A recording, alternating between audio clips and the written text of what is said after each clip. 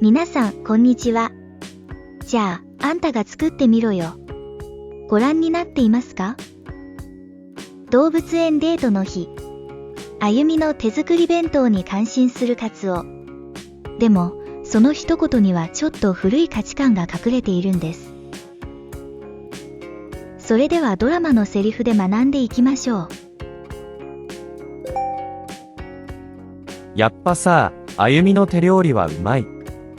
喜んでもらえて嬉しい。これこそ手作り弁当だね。手作りって言ったってほとんど冷凍食品のやつあるでしょ。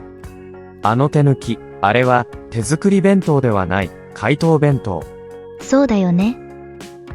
動物園デートに手作りお弁当とか、そういうあゆみの女の子らしいところが、俺好きだな。でもね、女の子だからじゃないよ。カツオさんのこと大好きだから作ったの。やっぱさ、あゆみの手料理はうまい。喜んでもらえて嬉しい。これこそ手作り弁当だね。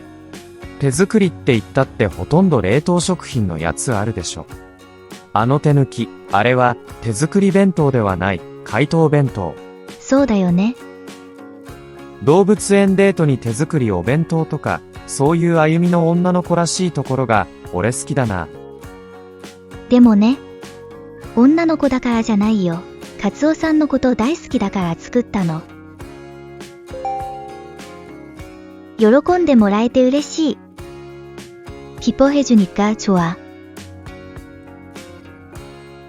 手もらえて。받을 수 있어서。手もらえて。プレゼント、喜んでもらえて嬉しい。선물 좋아해줘서 기뻐。褒めてもらえて嬉しかった。칭찬받아서 기뻤어。許してもらえて安心した。용서받아서 안심했어。あの手抜き、あれは手作り弁当ではない、解凍弁当。대충 만든 거, 그건 수제 도시락이 아니야. 해동 도시락이야. 手抜き。대충함, 성의 없음。手抜き。ちょっと手抜きしちゃったんだけど、食べてみて。대충 만들었는데, 먹어봐。どこが？手抜きじゃん。まだ埃あるし。어딜 대충 했잖아. 아직 먼지 남아있는데? そのビル、手抜き工事が原因で崩れたらしい。그 빌딩, 부실 공사 때문에 무너졌대。手料理。손으로 직접 만든 요리。태는 손으로 만든 것을 나타내는 접두어처럼 쓰여요。お袋の手料理の味が一番だ。엄마 손맛이 제일이야。手作り。수제, 손수 만듦。手作りの味、変わらない美味しさ。수제의 맛, 변하지 않는 그 맛。手書き。손글씨。印刷より手書きの方が温かみがある。인쇄된 것보다 손글씨 쪽이 더 따뜻하다。手作業。수공예, 수작업。職人の手作業だからこそ、一つ一つ形が違う。 장인의 수작업이기 때문에 하나하나 모양이 다르다。手縫い。손바느질。破れたところを手縫いで直した。터진 부분을 손바느질로 꿰맸다。手編み。